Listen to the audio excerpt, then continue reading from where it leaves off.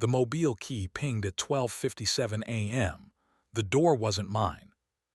I'm not jealous of bodies, I'm jealous of permission. Bodies will tell the truth if you stop staging them. Permission is the sentence that decides which truth gets to arrive. At 12:57 a.m., my phone lit with the easy politeness of a concierge and said, "Mobile key used, Riverlight Hotel, room 1912." That hotel is where we go when we want to pretend our own bed is a poor witness, the place with the window that makes the river volunteer to be forgiving. I hadn't been there in months. Ben had texted at 10:41. Studio late, wait up. The app followed with do not disturb set until 10:00 a.m. because the night knows how to write its alibis in advance. I turned the screen face down and listened to the apartment rehearse a version of itself without us. The radiator breathed like an amateur chorus, and the hallway kept its secrets the way old buildings do, generously in all the wrong directions. I boiled water because water doesn't have ambitions.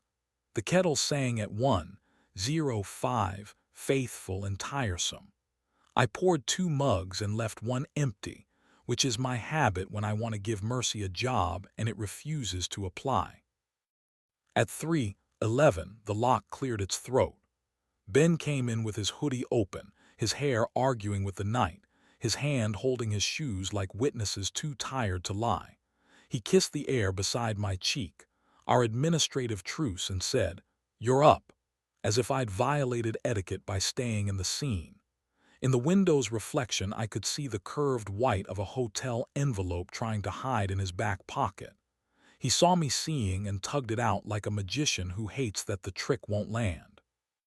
"They stick these under every door," he said. "Guest feedback. I left before it could think I had opinions." I slid the phone to him with the notification open. He rubbed his thumb over the screen as if glass could learn to be dishonest. Armin needed a place to shower, he said, and said it correctly, which is to say without flourish and also without shame. He's in from Berlin to coach a piece for Akko's festival. The studio smelled like 3 men's fear of a deadline. He texted me that the river helps him breathe. I opened the door. He went in. He showered. I left. While the app wrote a lullaby, I said. While Do Not Disturb put a finger to its mouth and asked the hallway to be complicit. "I know how it reads," he said, his hands on the table the way our therapist taught us, palms open, fingers spread, showing the part of the body that never learned how to hide. "Why do you want to hate me? Because of the hotel, or because I didn't tell you the hotel was going to be the sentence I said out loud?" "Why first?" I said, because Matt, my emergency adult, kicks me under the table in my head whenever I start with names. If I start with who, the night gets to be author. "Because the part wasn't coming," he said. "Because the track needs windows.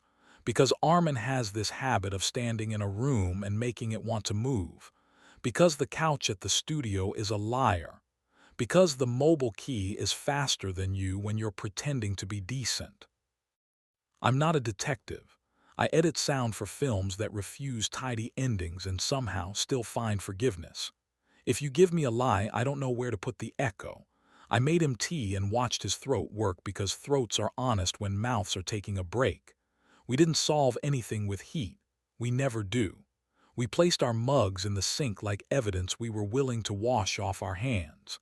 The kettle's dent caught the light the way a good scar does, without theatrics. Mad at lunch. Linen napkins that forgive what they can't hide. A bartender who knows to leave the check face down like a secret nobody owes anybody. I showed him the notification, the envelope, the careful lack of perfume. He listened to my inventory the way a mechanic listens to a noise you've learned to hum. "One question only," he said. "Ask why you did. If the who keeps tapping your shoulder, make it the second noun, not the first verb. And when you get home, move the chair." It's stupid advice, and it works. Put a chair in the middle of the kitchen and make your body agree the scene has changed. I moved the chair. Ben smiled like a man relieved to be caught kindly. He stood on the far side, kept his hands visible, waited. "Did you kiss him?" I asked, breaking Matt's rule like a boy with a stick and a fence. "No," he said, and his mouth made the shape I collect for truth. It was not noble, it was specific. He touched my wrist, and I remembered I like being read.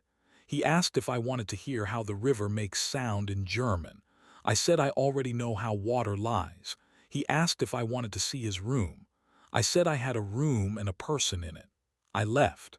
I used the key because I wanted to see if home would win when I came back wrong. "You came back late," I said. "I came back with you in my mouth," he said, and it was either the worst sentence he'd ever crafted or the best. We were men in a kitchen with bad geometry and one good trick. He came around the chair and I met him halfway. The first kiss was apology without a theory. The second found us at the counter with his fingers under my shirt and my hand at the back of his neck, the place he keeps reserved for oath-taking and sleep. I am not going to map the rest for a platform that believes in virtue to the exclusion of accuracy. You can have a throat, a shoulder, breath that belonged to both of us, a belt that gave up impersonating ceremony, a palm pinning a wrist like permission that knows its limits. 2 days later, Armin came to our show and sat in the back row like a man who knows good exits. He clapped with the kind of dignity that makes you pay attention. He sent Ben a text afterward. "The river liked you tonight."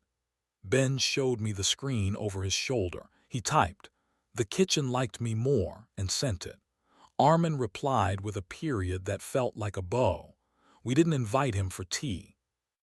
The world is thorough when it likes to test you. A week later, "Thanks for your ride," our inbox said at 12:22 a.m., the route drawing itself rudely from the studio to the river light like a child tracing with a crayon and calling it honesty. I didn't text. I put the chair back in the middle of the room and sat down and waited for what I already knew. The lock cleared its throat. Ben stepped in and saw the chair and laughed without defense. "I walked him to the door," he said. "He kissed the hallway good night. I kissed the elevator good decision. Do you need to hate me now?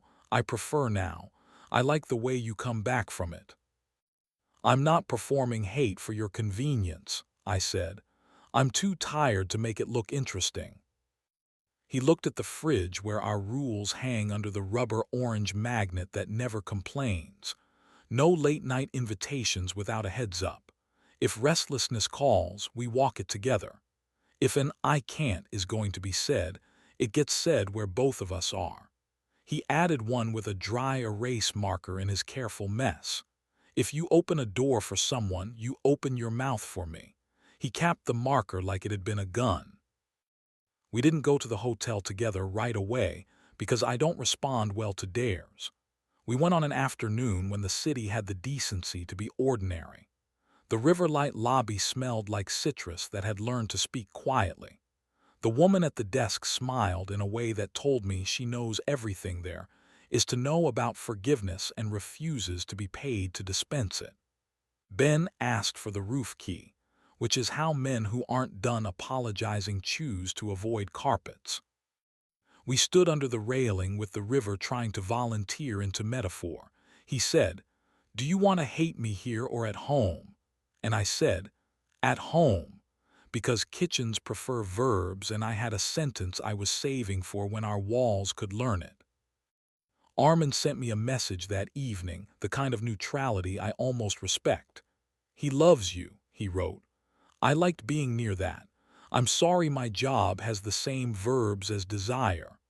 I typed and erased 3 versions of a paragraph and sent nothing, which is sometimes the kindest verb. Ben got invited to a residency in the mountains because of course he did. 7 days, the attachment said in fonts that have never had to plead their case in kitchens. Good light, quiet rooms. He forwarded the PDF with all the maps like a man who finally believed in receipts. "I want to go without disappearing," he wrote. "I'll send pages, not alibis. Ask me what I wrote when I get back before you ask me what I did." I taped 2 lines under the magnet and didn't ask permission. Addresses in the open. A good night here voice note every day. The first night he sent me the sound of a room deciding it was not a forest and said, "Today the table forgave me." The third night he sent nothing. My thumb went to the hotel app like teenage guilt, then to the chair. I moved it. My body remembered I have a floor. He called the next morning with the kind of voice that makes kettles believe there is a God. "I almost kissed the river," he said. Then I remembered how bad water is at keeping secrets.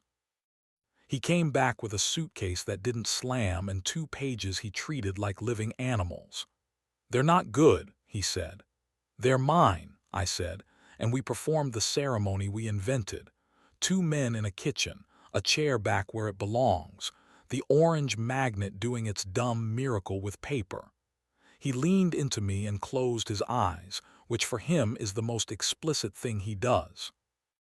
We saw Armin one more time, at a gallery where light went to feel famous. He said our names the way good actors read stage directions and stood far enough away that every history he carried became polite. He asked after the show.